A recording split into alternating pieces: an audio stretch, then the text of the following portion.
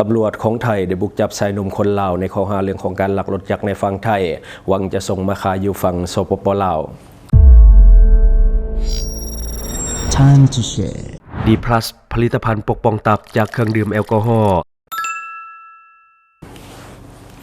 สวัสดีท่านผู้ชมกลับมาพบกับรายการทำทูแชร์สำหรับหัวข้อข่าวที่เราอยากจะนำเสนอในวันนี้ก็คือเหตุการณ์มันเกิดขึ้นอยู่ประเทศไทยแต่ว่าคนให้ที่ว่าก่อเหตุเป็นคนลาวที่ว่าไปลักรถอยู่ในประเทศไทยถูกตำรวจไทยบุกจับหลังจากที่พยายามค้นรถที่จะข้ามมาฝั่งสปป.ลาวหวังจะมาขายอยู่ลาวแต่สุดท้ายถูกจับไว้ก่อนในของข่าวได้มาจากแฟนเพจข่าวเมจันนิวส์ออนไลน์เมื่อเวลาเที่ยงคืน15 นาทีของวันที่23 ธันวาคม 2025เจ้าหน้าที่ทหารผ่านกองร้อยทหารผ่าน3103หน่วยเฉพาะกิจกรมทหารผ่านที่31กองกำลังพาเมืองได้รับแจ้งจากแหล่งข่าวว่าจะมีขบวนการลักลอบนำเอารถจักรข้ามแม่น้ำคลองจากพื้นที่อำเภอเชียงของจังหวัดเชียงรายไปยังฝั่งสาธารณรัฐประชาธิปไตยประชาชนลาวโดยบ่ผ่านพิธีทางภาษีภายหลังได้รับแจ้งเจ้าหน้าที่จึงได้จัดกำลังออกลาดตระเวนตามแนวแคมฝั่งของแม่น้ำคลองจนกระทั่งพบความผิดปกติอยู่บริเวณช่องทางลงลำแม่น้ำคลองบ้านห้วยลึกหมู่4ตำบลม่วงใหญ่อำเภอเวียงแก่นโดยกวดพบบุคคลต้องสงสัยเป็นเพศชาย1 คนกำลังจูงรถจักรลงไปยังแคมฝั่งแม่น้ำคลองซึ่งมีเรือขนาดน้อยจอดรอท่าอยู่เมื่อเจ้าหน้าที่แสดงตัวเพื่อขอกวดคนชายคนดังกล่าวได้เกิดมีอาการตกใจเหตุให้รถจักรหลุดมือและกระจมลงไปในน้ำเจ้าหน้าที่จึงได้เข้าไปควบคุมตัวไว้ก่อนที่จะช่วยกันนำเอารถจักรขึ้นมาถึงฝั่งทราบว่าเป็นรถจักรยี่ห้อ Honda Web 110i สีฟ้าดำทะเบียน1กด6561เชียงรายอยู่ในสภาพเปียกน้ำและก็เกือบจมมิดคันจากการสอบสวนทราบสื่อผู้ต้องสงสัยคือเฒ่าคงแก้วสัญชาติลาวบ่สามารถที่จะแสดงเอกสารประจำตัวรถและก็ให้การรับสารภาพว่าได้ลักรถจากพื้นที่ตำบลเมืองใหญ่อำเภอเวียงแก่นเพื่อลักลอบนำข้ามไปยังฝั่งสปป.ลาวเพื่อจำหน่ายเจ้าหน้าที่ทหารผ่านจึงได้ประสานหาสถานีตำรวจภูธรเวียงแก่นร่วมกันกวดยึดรถจักรไว้เป็นของกลางก่อนที่จะนำส่งด่านภาษีเสียงของ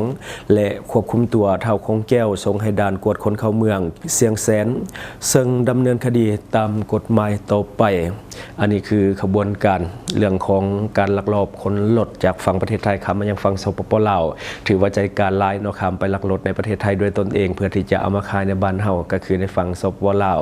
ปกติข่าวแบบนี้ก็จะเห็นเป็นแบบขบวนการแต่ว่าเคสนี้ก็คือลุยเดี่ยวเนาะข้ามไปลักรถด้วยตนเองแล้วก็คนมาด้วยตนเองแต่ว่าสุดท้ายไปบ่รอดได้พักอยู่ประเทศไทยยาวๆเนาะเพราะว่าถูกจับแล้วตอนนี้ก็คือบ่ได้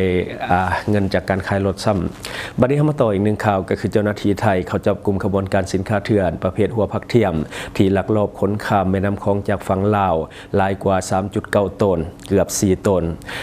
ในของข่าวได้มาจากหนังสือพิมพ์ลาวพัฒนาสำนักข่าวมุกดาหารนิวส์โพสต์ของประเทศไทยได้รายงานว่าในวันที่23 ธันวาคม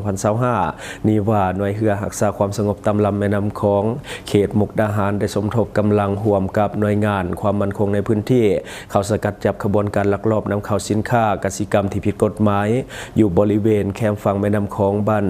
นาโปน้อยตำบลมุกดาหารอำเภอเมืองจังหวัดมุกดาหารจากการให้ข้อมูลของแหล่งข่าวว่าจะมีขบวนการลักลอบขนส่งสินค้าเถื่อนจากฝั่งสปป.ลาวเข้ามาฝั่งไทยในเวลากลางคืนเจ้าหน้าที่จึงได้วางกำลังติดตามกวดกาจนกระทั่งพบเห็นเรือจักรเหล็กขนาดใหญ่แล่นข้ามแม่น้ำคลองมาจอดเทียบฝั่งอยู่เบื้องไทยและมีกลุ่มคนกำลังเฝ้าลำเลียงกระสอบหัวผักเทียมลงจากเรือ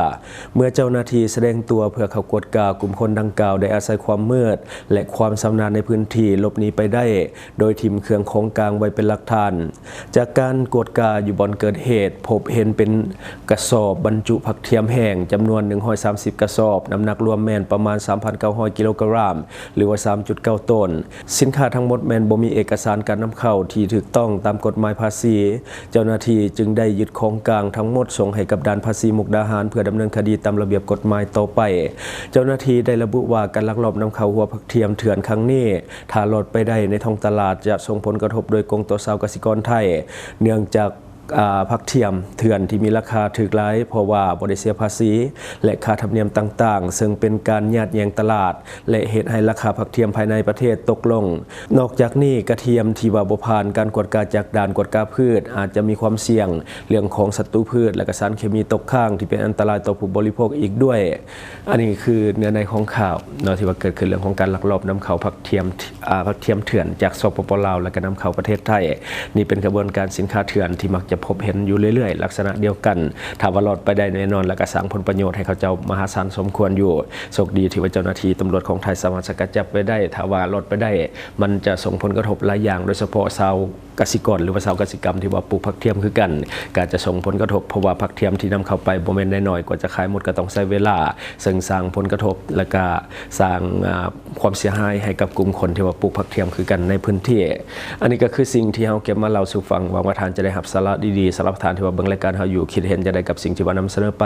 ก็อย่าลืมฝากไว้ภายใต้คอมเมนต์ของเฮาและข้าพเจ้าจะเข้าไปอ่านด้วยตนเองขอขอบใจท่านใดที่มักดื่มเหล้าดื่มเบียร์หนักๆอย่าลืมปกป้องตับและฟื้นฟูเซลล์ตับแบบเร่งด่วนโดยผลิตภัณฑ์ดีพลัสตัวนี้แก้เมาค้างในโตมีเก็บเงินปลายทางช่องทางที่คุณสามารถรับชมข่าวสารจาก Time to Share Studio Fanpage Time to Share Laos YouTube Time to Share TikTok Time to Share Laos Facebook สิงห์ดาราสายลินอยู่เมืองลาวใช้แต่เงินกีบลาวและส่งเสริมผลิตภัณฑ์ภายในเพื่อลดพรการนำเข้าสินค้าและแก้ปัญหาเงินตา Subscribe for more video.